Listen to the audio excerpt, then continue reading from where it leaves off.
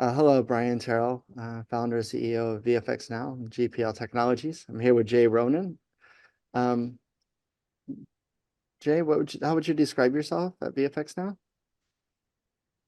Um, I am the director of hardware as a service with quite a bit of presidential duties and a lot of supporting of our team and obviously managing our hardware that's going in and out daily, along with the client customer relations and support. So it's a great position, honestly, that allows me to expand personality, bring it out to people as well as my expertise that I brought along the industry. I get to share that with all of our customers, and of course, that exists with all of our rental hardware and hardware for purchase.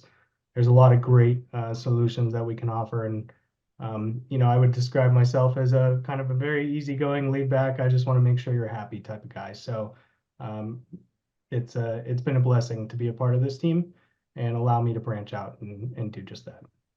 Nah, I think having you on board is it's been wonderful. I think your predecessor was wonderful as well, and it's Yep. great that you're able to continue and grow. And I think that last year was a challenging year with the studio strikes, but now Mhm. we're out on the backside, and it's going like gangbusters. And I was really inspired meeting with a client from one of the studios, and AI came up.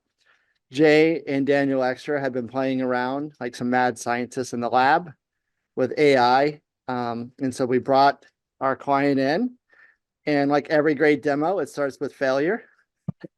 And then I grabbed the guy out of the parking lot as Daniel Extra got everything set up, drug him back into the lab, and the presentation was amazing. And so here we are, the kind of, it's very early days in AI. So with that said, Jay, how would you frame our kind of just a high level understanding of AI today and what we're seeing done today? Yeah, I think AI is almost a brilliant masterpiece to take some of the compute to the next level. And I just to reassure my position on artificial intelligence with a lot of this compute, it's human made. And typically, when something is human made, it's there to benefit us in some way or another. And so I truly believe that's the forefront of AI.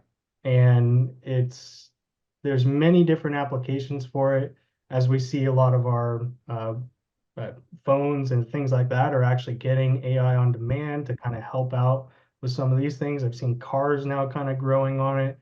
But AI comes in many different flavors, and obviously you have a couple methods of it. Is you can utilize a third party that already has it, like ChatGPT or so forth.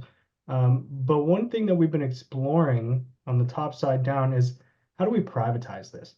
How do you allow your data to be your data and not extend beyond to somebody else? And I think that that's a really important world to touch because in our industry, secrecy is important to some degree, depending on the projects you're working on. And sometimes you may not want that data to go up to somebody else's cloud so that you can manage or talk or get the information you need. So AI it's the next level, and it's going to grow in 5 years beyond, I think, what we know.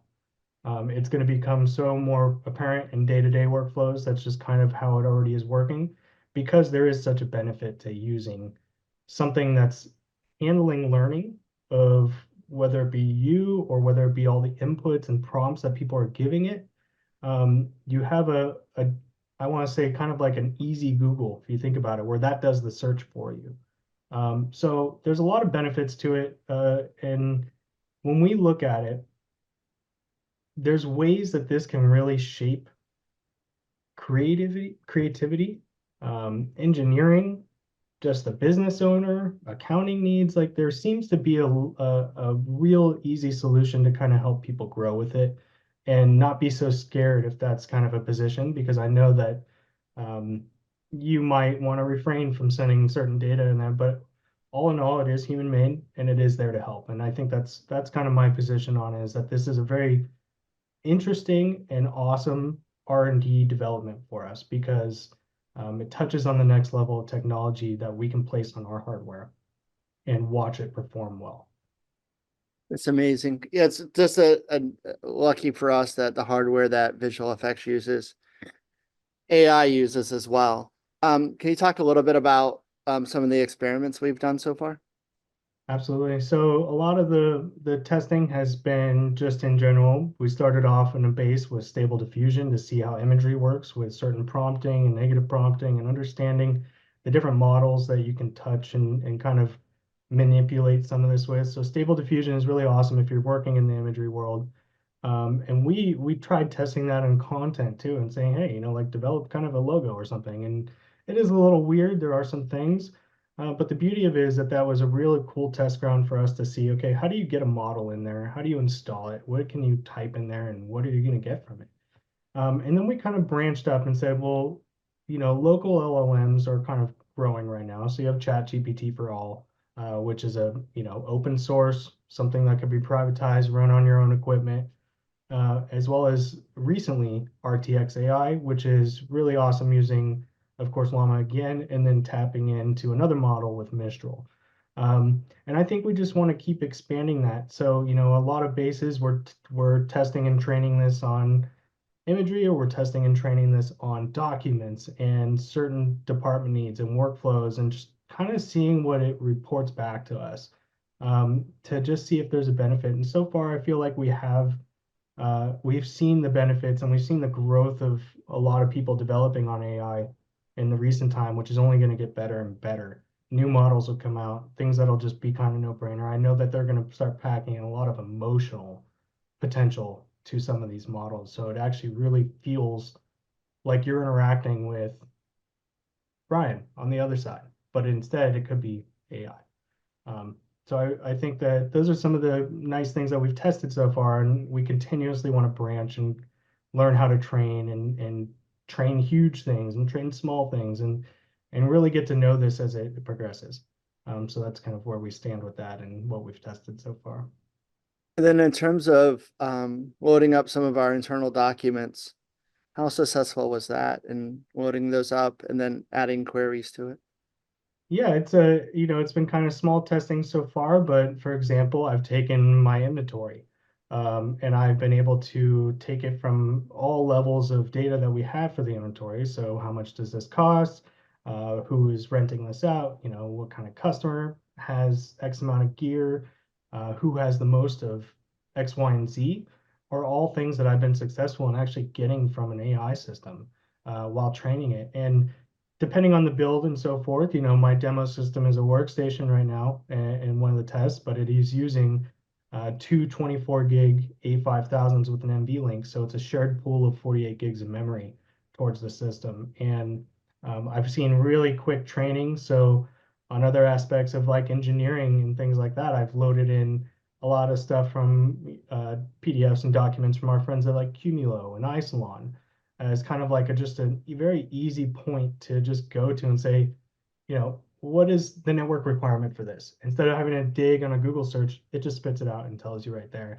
And it takes a little bit of training time. It's very simple though. With RTX AI, you just point to a folder, it looks it up, it trains it really quick, and then you can type away and go through all your prompts. But what is when you say it takes a little bit of training time, what's that mean? How much time would you estimate? And we're not going to hold you Yeah, to. I did a test, for example, on like 10 fairly large 100-page PDFs, and I was able to train in that folder at about 40 seconds. Wow, Um, that's amazing. So for 1,000 pages, 40 seconds. yeah, just about. That's incredible. And I think it That's depends on the content. When you look at a PDF, it's like it's going to have a lot of big text, going to have a lot of small text, and it may not capture everything right now, but I can tell that these models are getting better and better. So like the cool thing that I mentioned with Cumulo and Isilon, I was able to jump in and say, hey, what are the key differences about the network connectivity or the snapshots or things like that between these two systems, and have it tell me kind of the key differences, which is really helpful for us too. Like if we're looking to kind of branch some more information, I can get this when I'm on the phone with the customer if they're asking me very specific things and not take the 5-10 minutes it might take to try and dig, or if I don't know the answer to it, pinging another resource or so forth like that. And so I see a really cool direction in taking what you want to know and training these models based on what you want to know. And that could be anywhere from business ops to accounting to just the individual or creative need, whether it be shot list or so forth. You really have the flexibility to say, I want all this just to be in my AI, and I want to be able to ask it anything whenever I want. No, I think that's wonderful. I think the best way I describe AI is that we've gone from database technology where everything had to be structured and well organized to a more modern approach where we have so much unstructured data. We can now query it the same way we can query databases. And so now we can be lazy with our data and still find meaningful insights. This is Because true. trying to get productions to follow a process or any team, it's impossible. Even the fundamentals of getting everybody to put the processes in the process folder and then reference the processes is the hardest thing as a CEO I've ever done and continue to do, is to get everybody marching in the same direction, reading from the same songbook. And it's so hard. And I think just people, it almost feels like SharePoint on, with more steroids or nitrous, because SharePoint will find the material and then you reference the material. This finds the material and pulls the insight out of the material and then allows you to query those insights. It's incredible. Are you Absolutely. getting any hallucinations on the small data set? Nah, some here and there, obviously you kind of will get something. So, one of the things I noticed is that I had like a kind of really creative data set that I took for accounting. For example, I found a P&L report with data, not ours, just to kind of really kind of test it out and put it on. And I was asking very specific questions. Okay, for the month of June, for example, what did my P&L look like? What were my expenses? What were my profits? And it was able to depict that, but then again, some of the variables will be wrong, so it would kind of show you a different number. And so there's some training that I want to figure out there, whether it be the model or things like that. But yeah, I mean, in some cases, you're going to get um, data that's understood and makes sense, or you might see something else. So I think it depends on a little more training, what type of files you have. If you have a very clean Excel spreadsheet, it learns very well from what I found.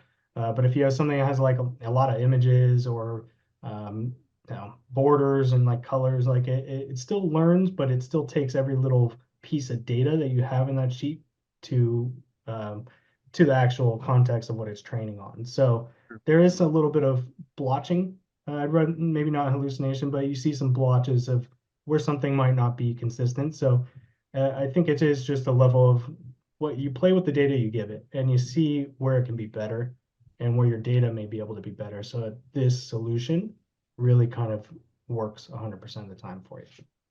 That's amazing. So if somebody would like to try out one of the AI boxes, how can they get a hold of you? Oh, easy enough. You can reach out to sales@vfxnow.com, call us at any time. Um, there's, like I said, I'm always happy to offer evaluation units. I like people to have the ability to try before they buy. So one of the units that we can look at is obviously, a high-powered GPU system, because that's really where a lot of the focus is for training. And when you're working with AI, the GPU compute is fantastic right now. And that's where you see NVIDIA coming in, pushing it with their A100s and very insane workflows. So what we do is we take that a step back and say, hey, here's an affordable system. And yeah, so the beauty of it is depending on how you want to scale is the biggest thing. We can obviously look at the individual, we can look at the small business need, we can look at the bigger business need, and then we can even look at this kind of like at a Fortune 2000 plus, where you're looking at a very big GPU solution that just is dedicated with running these open source applications, but has all the compute power you actually need. So that's kind of where our future goes, is that we're looking to scale that. However, we've had such good training on the hardware we kind of have a vision of what is required if you want to grow this, if you want to really kind of expand it, and are getting there to test on both of our server platforms that we have to kind of grow. Much like we do have some GPU servers as well, that's kind of in our next phase of testing to say, hey, how do we expand this? I want to train this on all the books in the world.